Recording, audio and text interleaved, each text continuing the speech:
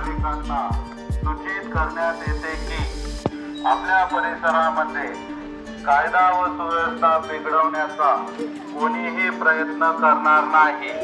तसेच बेकायदेशीरपणे कोणत्याही ठिकाणी जमा होणार नाही। तसेच सोशल मीडियावर कोणीही आक्षेपार्ह पोस्ट किंवा समाजात शांतता बिघडेल असा संदेश प्रसारित करणार नाही। असा प्रयत्न करण्यात आल्यास आपणाविरुद्ध कायदेशीर कार्यवाही करण्यात येईल याची नोंद घ्यावी।